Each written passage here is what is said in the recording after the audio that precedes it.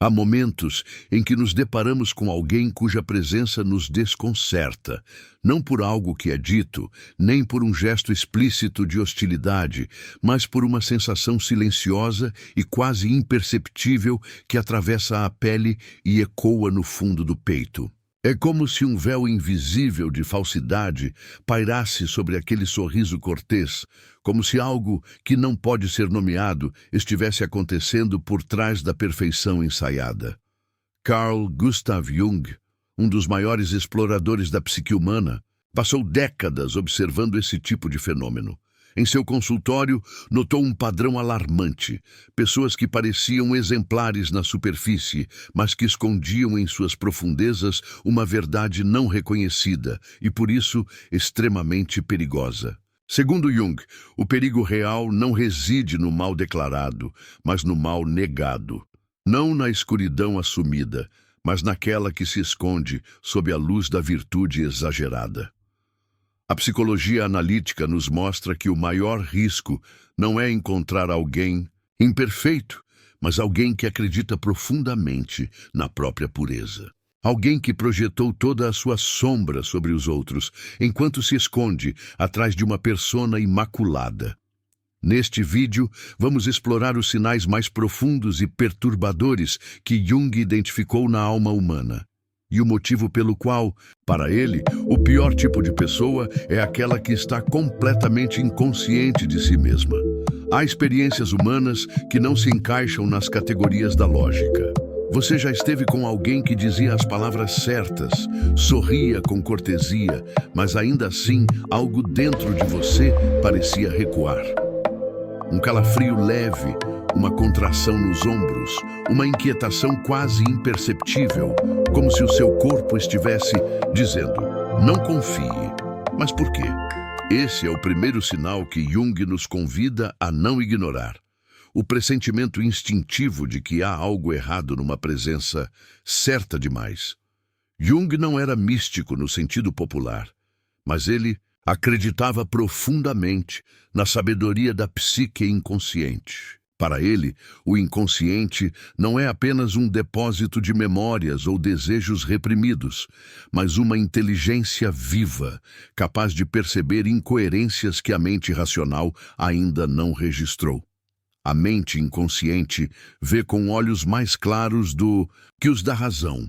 Essa sensação desconfortável que brota em nós diante de certas pessoas não é paranoia. É, muitas vezes, a intuição detectando uma dissonância entre a imagem social e a verdade interior do outro. O ser humano, com sua capacidade de criar máscaras e personagens, pode simular quase tudo, menos a coerência energética entre o que sente e o que expressa. E nosso corpo capta essa incoerência. Hoje, a neurociência valida esse conhecimento ancestral. Descobertas sobre os chamados neurônios espelho mostram que estamos constantemente lendo as microexpressões, tons de voz e gestos dos outros, mesmo sem perceber. Quando há uma incoerência entre essas camadas, por exemplo, um sorriso sem emoção nos olhos, algo dentro de nós dispara o alarme. Muitas tradições antigas já haviam captado essa dinâmica. No Zen budismo, fala-se do rosto antes do nascimento, uma metáfora para a autenticidade radical. No sufismo, existe a advertência contra o véu de luz, a aparência de pureza que esconde profundas contradições. Mas Jung foi quem deu linguagem moderna a esse fenômeno. A pessoa que mais nos ameaça não é a explicitamente agressiva, mas aquela que não sabe que está mentindo para si mesma e que, por isso, pode machucar os outros com convicção, achando que está fazendo o bem. No fundo, esse primeiro sinal, o desconforto silencioso, não é sobre o outro. É sobre a nossa própria sensibilidade diante do que é falso. Quando ignoramos esse chamado interno, quando duvidamos de nossa intuição em nome da polidez, da razão ou do benefício da dúvida, nos colocamos em risco. Porque o perigo não vem com chifres. Às vezes, vem com empatia forçada, frases perfeitas e um brilho estranho nos olhos. Imagine estar diante de alguém que começa a atribuir a você intenções, emoções ou comportamentos que simplesmente não correspondem à sua realidade interior.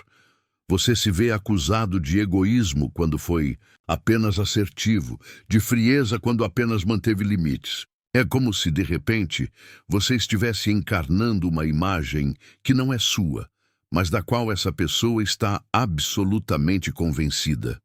Jung chamava isso de projeção da sombra, um dos mecanismos mais perigosos do inconsciente humano. A sombra é aquilo que uma pessoa não deseja ser. Tudo aquilo que rejeitamos em nós mesmos, impulsos, sentimentos, lembranças ou características que julgamos inaceitáveis, é empurrado para o inconsciente. Mas esse conteúdo não desaparece, ele ganha força. E quando não o reconhecemos internamente, passamos a enxergá-lo nos outros. A pessoa que projeta sua sombra não está mentindo conscientemente. Ela realmente acredita que o problema está no outro. E é justamente essa convicção que torna a projeção perigosa. Quanto mais inconsciente, mais real ela parece ser para quem projeta. Esse fenômeno cria um tipo de delírio social. O agressor se vê como vítima. O intolerante se julga moralmente elevado. O controlador se imagina protetor.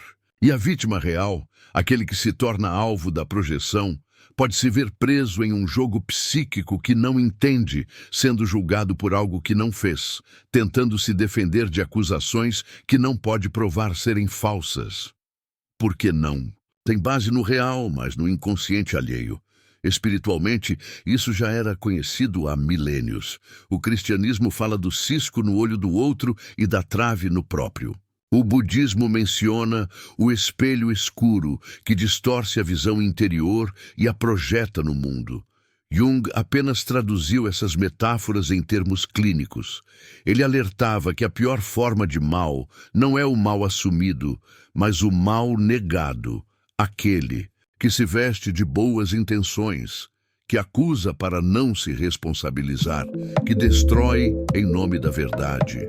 A projeção da sombra é o que faz com que pessoas boas façam coisas terríveis sem sentir culpa. É o que permite perseguições, exclusões, difamações, sempre com a sensação de justiça moral. E há algo ainda mais sutil. A sombra não se projeta apenas em indivíduos. Ela pode ser projetada em grupos, ideologias, instituições. É assim que nascem os fanatismos, os linchamentos morais, os julgamentos apressados. A única proteção verdadeira contra isso não está em confrontar o outro, está em reconhecer humildemente a própria sombra. Somente quem conhece seus próprios demônios não os projeta nos demais. Talvez um dos sinais mais perigosos da psique seja o mais difícil de identificar: a certeza absoluta de estar fazendo o bem. Em sua prática clínica e observação histórica, Jung identificou um fenômeno chamado inflamação psíquica, um estado em que o ego se identifica com imagens arquetípicas grandiosas, como o Salvador, o Mestre iluminado, o mensageiro da verdade.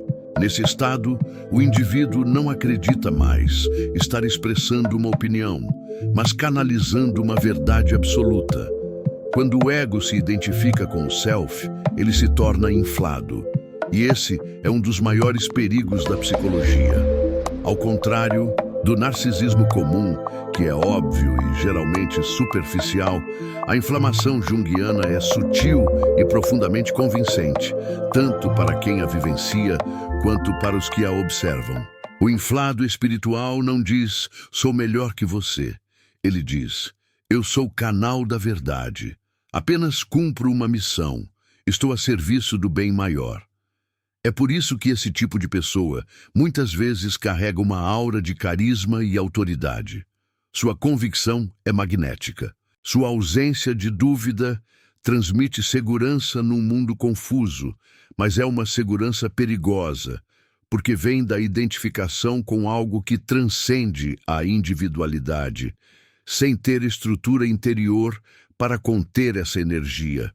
O místico alemão Meister Eckhart já alertava: a mais sutil armadilha no caminho espiritual é achar que você chegou. E Jung ecoava esse cuidado ao afirmar que os conteúdos arquetípicos não devem ser possuídos, mas sim relacionados com humildade. Por quê? Quando o ego se infla, ele para de escutar. Ele não duvida, ele não contempla, ele decreta. Pessoas nesse estado não aceitam críticas, porque não sentem que estão sendo questionadas. Sentem que o próprio bem está sendo atacado. Elas não veem o outro como interlocutor, mas como o obstáculo à verdade que dizem representar. E é assim que nascem os inquisidores, os falsos profetas, os gurus autoritários. O perigo aqui não é apenas para os outros, é principalmente para quem está inflado. Jung observava que quanto maior a inflamação, maior o colapso que virá, porque o inconsciente não permite que se viva indefinidamente dissociado. Mais cedo ou mais tarde, a sombra retorna, e quanto mais alto o ego subiu, mais violenta será a queda. Portanto, o verdadeiro sinal de maturidade espiritual não é a certeza, é a dúvida humilde. Não é a retórica da pureza, é a consciência do próprio limite. Continua.